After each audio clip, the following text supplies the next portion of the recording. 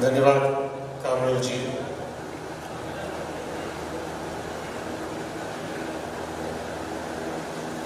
असम प्रदेश कांग्रेस अध्यक्ष रिपुन जी,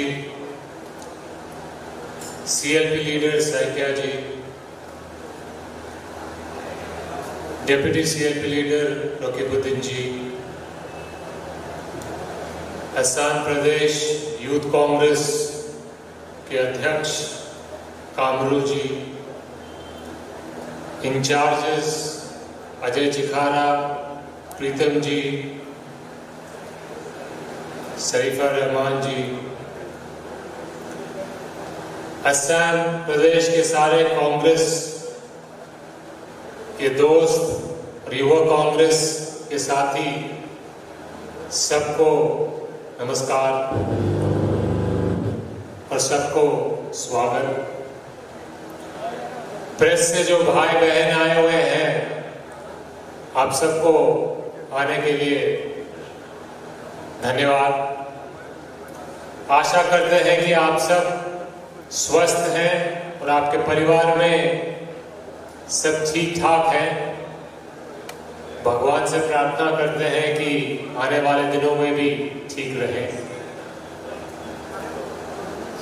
भारतीय युवा कांग्रेस की तरफ से आज असम प्रदेश में लोगों की जो आवाज है, लोगों की जो दर्द है, उसको एक मंच देने का काम असम प्रदेश युवा कांग्रेस रोजगार 2 डिजिटल रैली के माध्यम से आज असम में ये मुहिम, ये मांग, ये आवाज उठाने का काम शुरू कर रही है।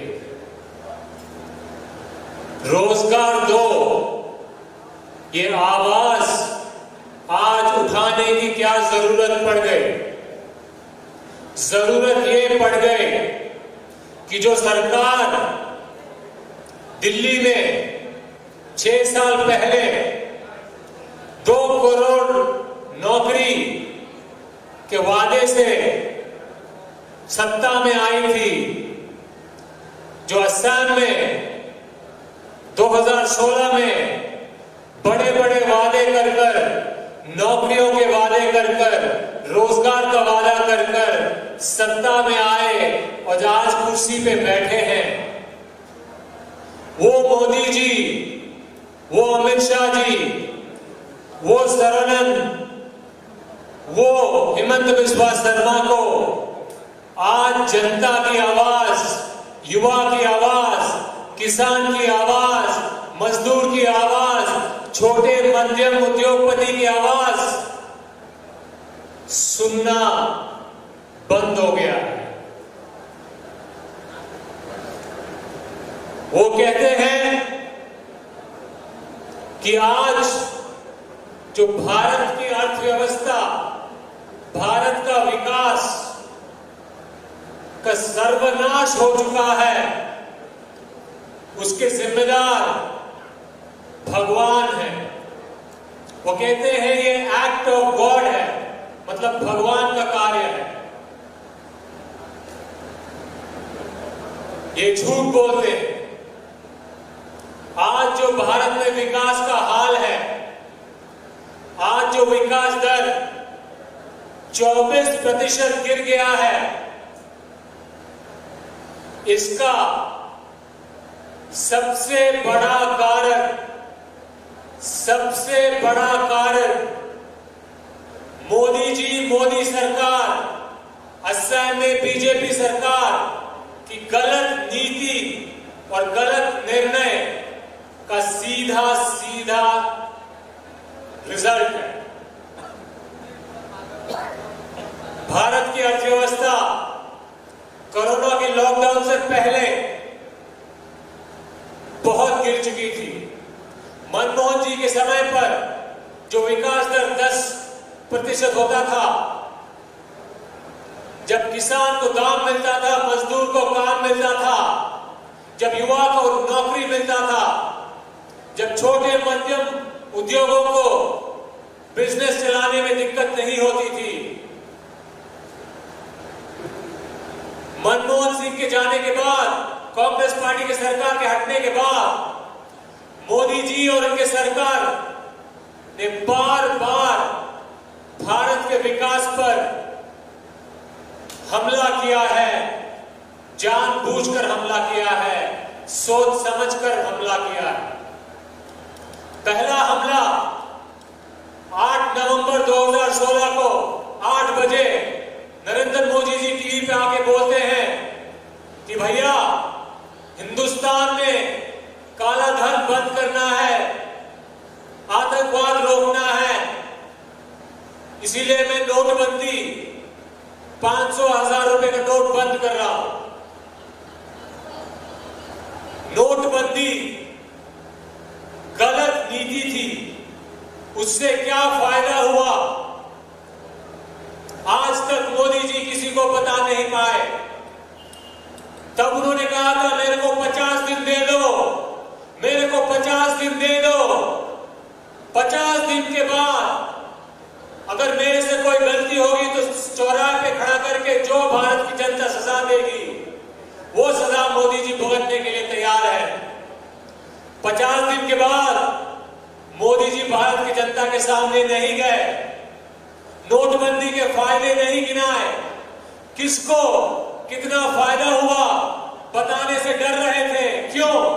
क्योंकि सबसे ज्यादा फायदा किसको हुआ? बीजेपी और बीजेपी पार्टी वालों को हुआ। देश की जनता, देश के उद्योगपति, देश के छोटे मध्यम उद्योग, देश के किसान, देश के युवा, किसी को 1 रुपया का फायदा नहीं हुआ। काला धन बंद नहीं हुआ, बीजेपी के जेबों में गया। आतंकवाद आपने देख लिया कि आतंकवाद भी कम नहीं हुआ, लेकिन करोड़ों नौकरियां, करोड़ों रोजगार कुछ हफ्ते के अंदर अंदर नष्ट हो गए थे। उसका जवाब, उसका हिसाब मोदी जी ने आज तक देश और देशवासियों को नहीं दिया। नोटबंदी की बड़ी गलती जनता ने बर्दाश्त किया, मोदी जी को माफ किया, मोदी जी और मोदी सरकार पर विश्वास किया। फिर मोदी जी ने विश्वास के साथ क्या किया? विश्वासघात दोबारा किया। कांग्रेस की बेहतरीन नीति जीएसटी को बिना सही तैयारी के, बिना सोचे समझे तोड़ मरोड़ कर जीएसटी से गब्बर सिंह टैक्स बनाकर मोदी जी ने और मोदी सरकार ने लागू किया। छोटे मध्यम उद्योग जो हिंदुस्तान के विकास और अर्थव्यवस्था की रीढ़ की हड्डी है, उस रीढ़ की हड्डी को गब्बर सिंह टैक्स लागू कर मोदी जी ने और मोदी सरकार ने तोड़ दिया। फिर दोबारा लाखों करोड़ों लोगों के रोजगार पे लाठी मारी, गोली मारी, कुल्हाड़ी मारी। फिर जनता ने कहा कि मुझे सिर्फ आपके हित के लिए मैंने जीएसटी लागू किया है, गुड और सिंपल टैक्स। गुड और सिंपल टैक्स तो कांग्रेस की ने बात की थी, मोदी जी ने गब्बर सिंह टैक्स लागू किया। देशवासी विकास, अर्थव्यवस्था के साथ दोबारा विश्वासघात किया। मोदी जी को देशवासियों ने फिर भी माफ किया। 2019 में एक और मौका दिया, दोबारा पूर्ण बहुमत की सरकार दी। उनके वादे, उनके भाषण, उनके जुमले, उनके झांसे से दोबारा उनको सत्ता प्राप्त हुई। फिर क्या हुआ?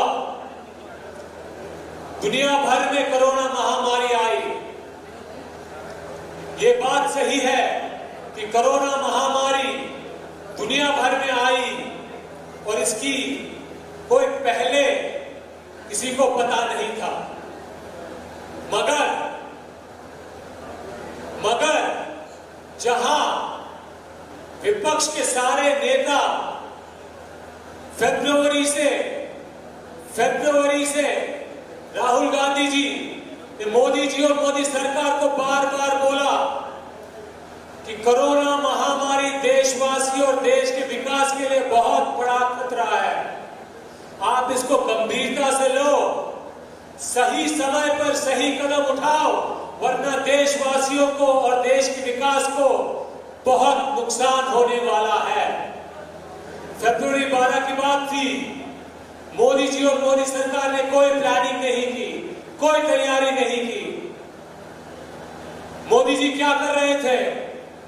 24 फरवरी को 100 करोड़ रुपया खर्च कर 1.25 लाख लोगों को स्टेडियम में घुसाकर नमस्ते ट्रंप कर 1.25 लाख देश के गुजराती भाई बहनों को कोरोना के खतरे में डाल दिया।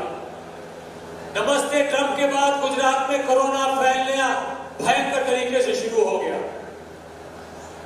जहां तैयारी करनी थी, जहां प्लानिंग करना था, जहां सोचना था, समझना था, सतर्क रहना था, वहां पे मोदी जी क्या कर रहे थे? नमस्ते ट्रंप करके कोरोना फैला रहे थे। मार्च में दोबारा चेतावनी दी कि आर्थिक सुनामी आने वाली है। राहुल गांधी के शब्द थे। मार्च 14 तारीख या 17 तारीख को उन्होंने कहा था कि कोरोना महामारी को जिस तरह से मोदी जी गलत तरीके से हैंडल कर रहे हैं, उससे देश में आर्थिक सुनामी आ रही है। अभी से तैयारी करने की जरूरत है ताकि इस सुनामी से देशवासी और देश के विकास और अर्थव्यवस्था को बचा पाए। मैं उदाहरण देता हूं। आप सबको पता है कि असम में हर साल बाढ़ आती है। जब आपको दिख रहा है कि बाढ़ आने वाली है, पानी बहा के ले जाने वाली है, तो सरकार का नियम, सरकार का कानून, सरकार का धर्म क्या होता है कि आप बाढ़ से लोगों की संपत्ति को बचाने का काम सही समय पर सही तरीके से करें, एम्बैंकमेंट करें, अलग अलग तरीके से आप तैयारी करें। जब तैयारी करनी थी, मोदी जी ने क्या किया? मध्य प्रदेश में सरकार गिरानी थी, एमएलए की खरीद फरोख्त करना था, तो लॉकडाउन नहीं किया। सही समय पर सही सोच से सही प्लानिंग नहीं की। फिर 24 मार्च को अचानक एक दिन आते हैं, बिना प्लानिंग का, बिना सोचे समझे, बिना सही तैयारी के संपूर्ण भारत में संपूर्ण लॉकडाउन। अरे इतना बड़ा देश, 135 करोड़ लोग, इतनी बड़ी अर्थव्यवस्था को आप बिना सोचे समझे, बिना तैयारी के, बिना प्लान के लॉकडाउन करोगे तो कैसे चलेगा? तब उन्होंने कहा था 21 दिन चाहिए। 21 दिन में, 18 दिन में महाभारत का युद्ध जीते थे, 21 दिन में कोरोना का युद्ध जीतेंगे। 21 दिन में कोरोना का युद्ध तभी जीता जा सकता था जब आप पहले से प्लानिंग, पहले से तैयारी और 21 दिन में सही तैयारी, सही प्लानिंग करते, तब जाके कोरोना पे रोक पा सकते थे। 21 दिन में आपने क्या किया? आपने दुनिया भर में, देश भर में, हर प्रदेश में, हर प्रांत में लोगों को एकजुट कर थाली बजवा दी, ताली पिटवा दी। कोरोना जहां सोशल और फिजिकल डिस्टेंसिंग कराना जरूरी था, आपने भीड़ जमा कर कहीं ताली पिटवा रहे हो, कहीं थाली पिटवा रहे हो, कहीं नेताओं से गो कोरोना गो के नारे लगवा रहे हो, कहीं मशाल जुलूस निकलवा रहे हो। कोरोना महामारी को रोकने की, अर्थव्यवस्था को बचाने की तैयारी कहां थी? 21 दिन में कोई तैयारी नहीं। देश में लाखों करोड़ों मजदूर भाई बहन बेचार, बेसहारे, बेरोजगार, बेचैन, दिन रात पैदल चलने पे आपने मजबूर कर दिया। अगर आपने सही प्लानिंग की होती तो करोड़ों लाखों लोगों को अपने माता, अपने पिता, अपने अपने बच्चे को अपने गोद में लेकर दिन रात गर्मी में बिना खाना बिना पानी के पैर में छाले पड़े हुए चलने की जरूरत नहीं पड़ती। अगर आपने सही तैयारी की होती तो वही मजदूर जो बेचैन थे, बेसहारे थे, बेरोजगार थे, उनके जेब में हाथ डालकर उनकी मजबूरी में उनके जेब से ट्रेन का किराया का पैसा छीनने की जरूरत कोई सरकार कभी नहीं करती। गलती सरकार की, गलती मोदी जी की। भगवान को दोष देके कोई फायदा नहीं। भगवान ने नहीं कहा था आपसे कि बिना सोचे समझे आप नोटबंदी कर करोड़ों नौकरी नुकसान करो। भगवान ने नहीं कहा था आपसे कि जीएसटी को कंपल्सरी टैक्स बनाकर लाखों लोगों, करोड़ों लोगों के रोजगार पर लात मारो। भगवान ने नहीं कहा था आपसे कि बिना प्लानिंग का, बिना तैयारी का नमस्ते ट्रंप करो, मध्य प्रदेश की सरकार करो और लॉकडाउन संपूर्ण भारत में संपूर्ण लॉकडाउन बिना सोचे समझे करो। 21 दिन गए, 21 हफ्ते गए। दुनिया भर में चाहे वो चाइना हो, रशिया हो, ब्रिटेन हो, अमेरिका हो, ब्राजील हो, स्पेन हो, इटली हो, सारे देशों में ये ध्यान देने वाली बात है, सारे देशों में कोरोना को काबू पाकर कोरोना गिर रही है, कोरोना कम होती जा रही है। चाइना में, यूरोप में, रशिया में बच्चे स्कूल जाना शुरू कर चुके हैं। हिंदुस्तान में क्या हुआ है? आज भी कोरोना का ग्राफ, कोरोना की संख्या बढ़ती जा रही है, रुकने का नाम नहीं ले रही है, थमने का नाम नहीं ले रही है, गिरने का नाम नहीं ले रही है।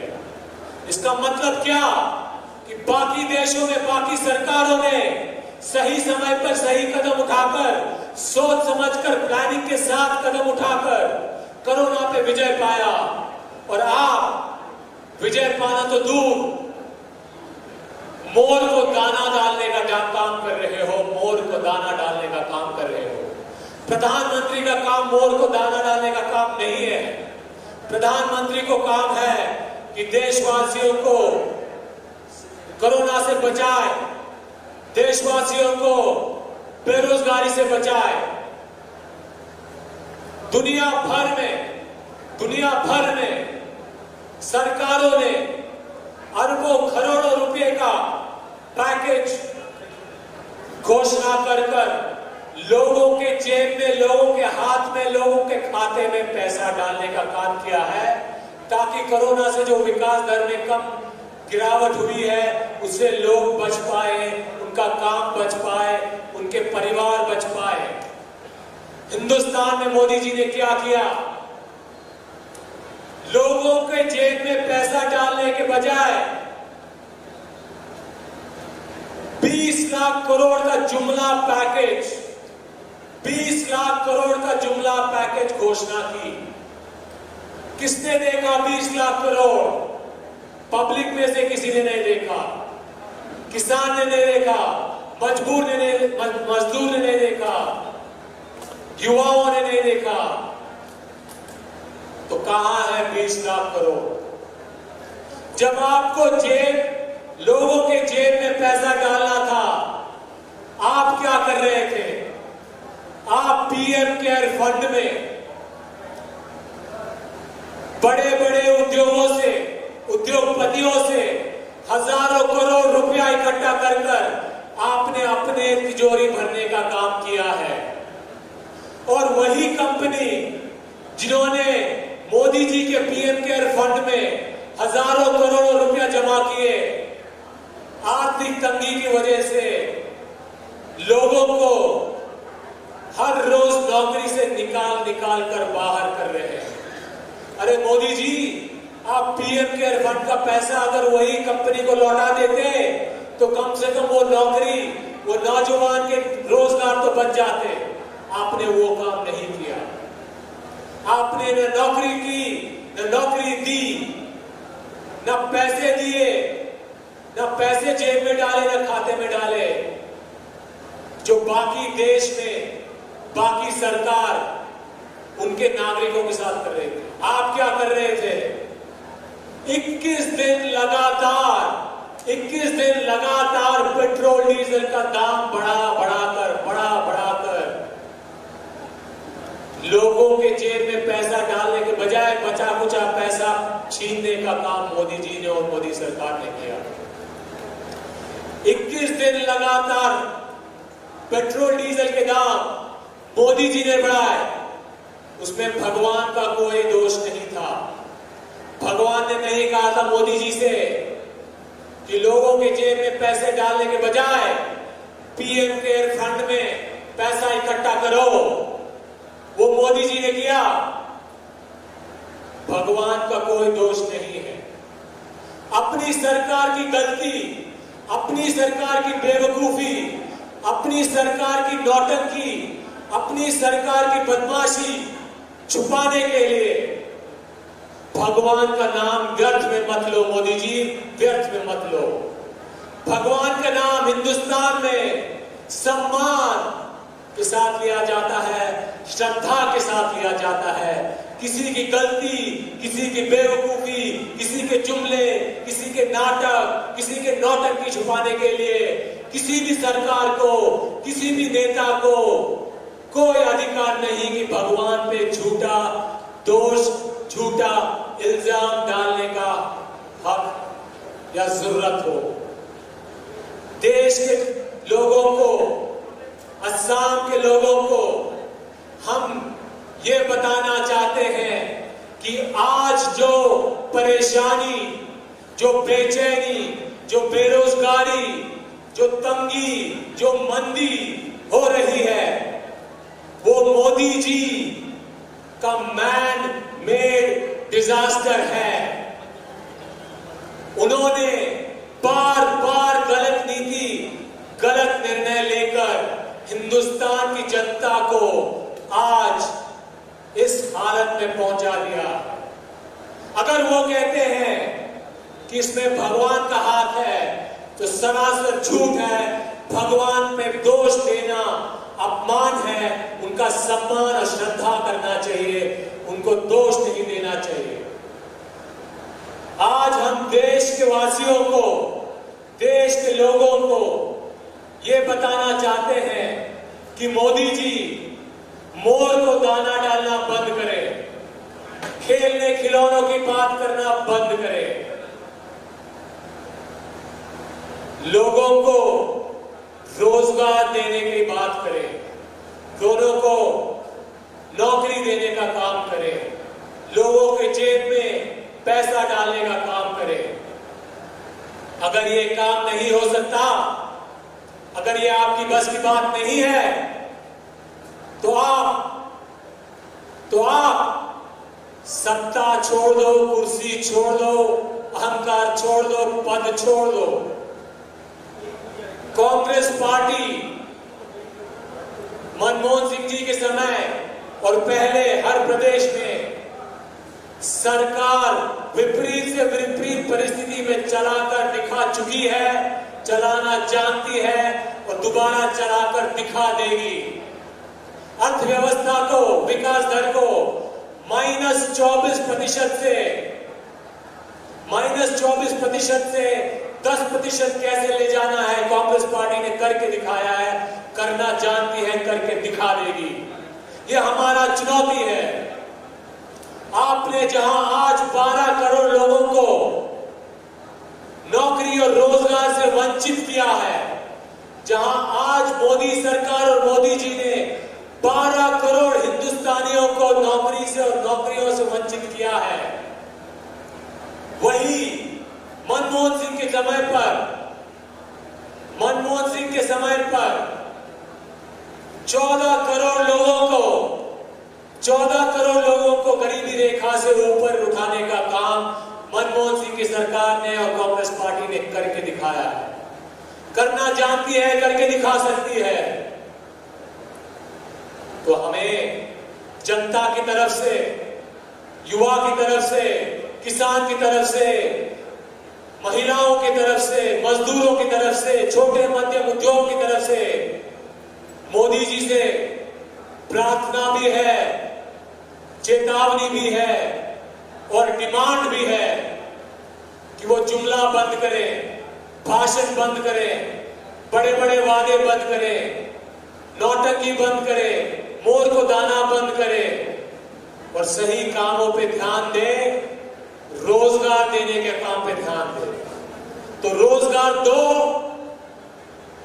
वोट लो, रोजगार दो, वोट लो, रोजगार दो, वोट लो। ये जनता की आवाज है, ये भारत का आवाज है, ये हिंदुस्तान का हर नागरिक का आवाज है। इस आवाज को रोजगार दो मुहिम के द्वारा मोदी जी के कान तक, मोदी जी के दिमाग के अंदर, मोदी जी के दिल के अंदर और असम में आपके मुख्यमंत्री और हिमंत बिस्वा शर्मा के दिल, दिमाग और कान के अंदर घुसाने का काम भारतीय युवा कांग्रेस, कांग्रेस पार्टी, असम युवा कांग्रेस और असम कांग्रेस आज रोजगार दो मुहिम से शुरू करने जा रहे हैं।